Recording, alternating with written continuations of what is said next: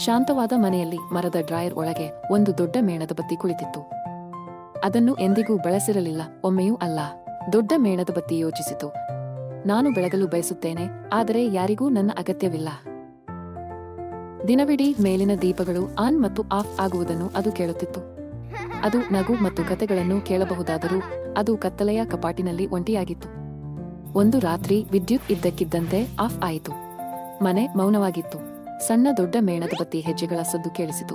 ನಂತರ ಯಾರೋ ಅದನ್ನು ಬೆಚ್ಚಗಿನ ಕೈಗಳಿಂದ ಎತ್ತಿದರು. ಬೆಂಕಿ ಕಡ್ಡಿ ಹೊಡೆದಿದೆ. ಮೇಣದ ಬತ್ತಿಯ ತುದಿಯಲ್ಲಿ ಒಂದು ಸಣ್ಣ ಜ್ವಾಲೆ ನೃತ್ಯ ಮಾಡಿತು. ಮೇಜಿನ ಮೇಲೆ ಮೇಣದ ಬತ್ತಿ ಪ್ರಕಾಶಮಾನವಾಗಿ ಬೆಳಗಿತು, ಇಡೀ ಕೋಣೆಯನ್ನು ಬೆಳಗಿಸಿತು. ಕುಟುಂಬವು ಸುತ್ತಲೂ ಒಟ್ಟುಗೂಡಿತು, ನಗುತ್ತಾ ನಗುತ್ತಾ ಅದರ ಸೌಮ್ಯ ಬೆಳಕಿನಿಂದ ಕತೆಗಳನ್ನು ಹೇಳುತ್ತಿತ್ತು. ನಾನು ಬೆಳಗುತ್ತಿದ್ದೇನೆ, ಮೇಣದ ಬತ್ತಿ ಯೋಚಿಸಿತು. ಅದರ ಹೃದಯವು ಸಂತೋಷದಿಂದ ಹೊಳೆಯುತ್ತಿತ್ತು.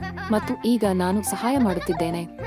ಆ ರಾತ್ರಿಯಿಂದ ಪುಟ್ಟ ಮೇಣದ ಬತ್ತಿ ಮತ್ತೆ ಎಂದಿಗೂ ದುಃಖಿತನಾಗಿರಲಿಲ್ಲ. ಸಣ್ಣ ದೀಪಗಳು ಸಹ ದೊಡ್ಡ ಕೆಲಸಗಳನ್ನು ಮಾಡುತ್ತವೆ ಎಂದು ಅದು ತಿಳಿದಿತ್ತು. ಸಮಯ ಬಂದಾಗ ಸ್ವಲ್ಪ ಬೆಳಕು ಕೂಡ ಇಡೀ ಕೋಣೆಯನ್ನು ಬೆಳಗಿಸಬಹುದು.